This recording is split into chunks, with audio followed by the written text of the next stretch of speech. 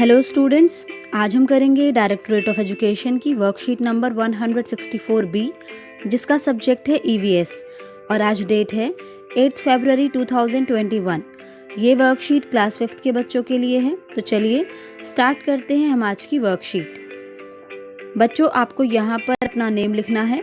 यहाँ पर आपकी क्लास पहले से ही लिखी हुई है, तो आपको अपना सेक्शन लिखना है और यहाँ पर लिखना है आपको अपने टीचर का नेम। हमारी आज की वर्कशीट का topic unit 3 from tasting to digesting lesson से लिया गया है। तो चलिए देखते हैं कि आज की वर्कशीट में हम क्या सीखने वाले हैं। नमस्ते प्यारे बच्चों, कैसे हैं आप सब।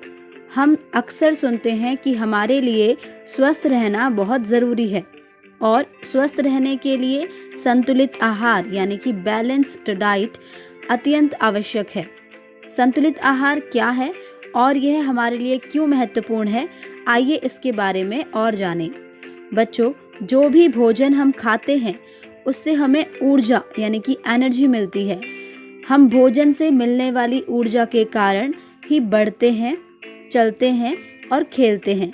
लेकिन जिस प्रकार से जीने के लिए हमें ऊर्जा की आवश्यकता होती है, उसी प्रकार स्वस्थ रहने के लिए हमें संतुलित आहार की आवश्यकता होती है, जिसमें मानव शरीर के लिए उचित मात्रा में पोषक तत्व होते हैं। तो बच्चों, जैसे कि जब हम खाना खाते हैं तो उससे हमें क्या मिलती है, एनर्जी मिलती है, जिसकी वजह से हम अपने जो दैनिक कार्य हैं उनको कर पाते हैं। अगर हम खाना ना खाएं तो हम क्या हो जाएंगे, बहुत वीक हो जाएंगे, कमज़ोर हो जाएंगे, है ना। ठीक उसी तरह से जो हमारा मतलब शरीर होता है, उसे स्वस्थ रहने के लिए, उसे स्वस्थ रखने के लिए हमें किस प्रकार का खाना खाना चाहिए, कितना खाना खाना चाहिए, कितनी मात्रा में खाना खाना चाहिए, उसी के लिए हमें संतुलित आहार की आवश्यकता होती है। क्योंकि अगर हम संतुलित आहार खाएंगे तो ही हमारे शरीर को उचित मात्रा में पोषक तत्व प्राप्त होंगे। यानी कि जितनी मात्रा में हमारे शरीर को जो पोषक तत्व चाहिए, उतनी ही मात्रा में वो हमारे शरीर को मिलेगा। अगर हम उसकी मात्रा को बहुत बढ़ा देंगे या घटा देंगे तो वो हमारे शरीर के लिए हानिकारक हो सकता है। तो चलिए देखते हैं कि संतुलित आहार और क्या क्या होता है। तो बच्चों, अभी आपने जाना कि संतुलित आहार क्या होता है। नीचे ऐसी ही एक संतुलित आहार की थाली का चित्र दिया गया है।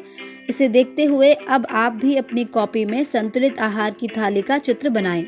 तो बच्चों, आप देख सकते हैं कि ये जो थाली है, ये एक संतुलित आहार की थाली है। आइए देखते हैं कि संतुलित आहार में क्या क्या चीज़ें होती हैं। तो देखिए, इस थाली में है रोटी, दाल, मौसमी सब्जी। मौसमी सब्जी मतलब जो भी मौसम चल रहा है उस टाइम पर जो भी सब्जी अवेलेबल है वो वाली सब्जी, ठीक है। दही, सलाद, चावल, हरी सब्जी। तो ये क्या है, संतुलित आहार की थाली का चित्र है।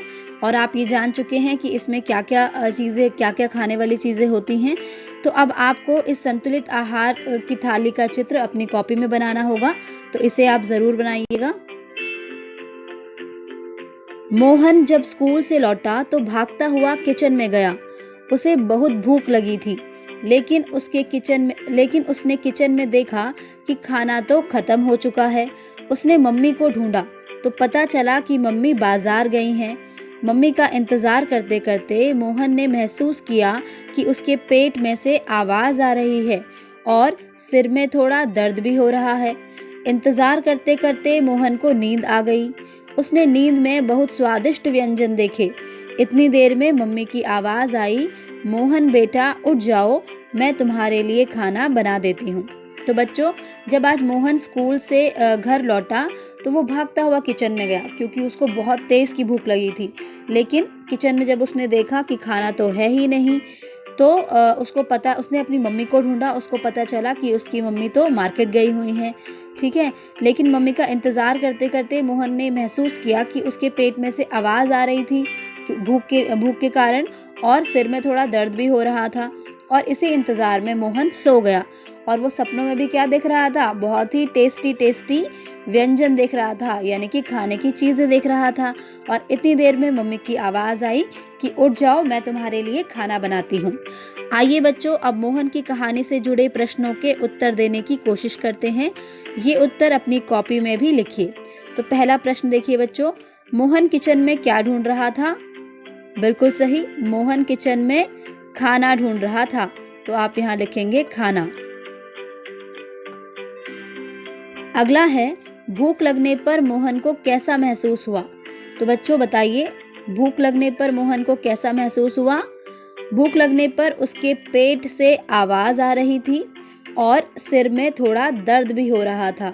ठीक है, तो ये आंसर नंबर 2 है। इसे आप अपने शब्दों में यहाँ पर लिखेंगे। अगला देखिए, मोहन को नींद में क्या दिखाई दिया? तो बच्चों मोहन को नींद में क्या दिखाई दिया, इसका आंसर आप खुद से यहाँ से ढूंढ कर लिखेंगे, क्योंकि ये बहुत ही आसान है। तो इसे आप ज़रूर लिखिएगा। इसी के साथ आपको अपनी जो ईवीएस की अभ्यास पुस्तिका है उसका पेज नंबर 21, 22, 23 और 25 भी करना है। ठीक है बच्चों, तो इसी के साथ आपकी आज की वर्कशीट कंप्लीट होती है।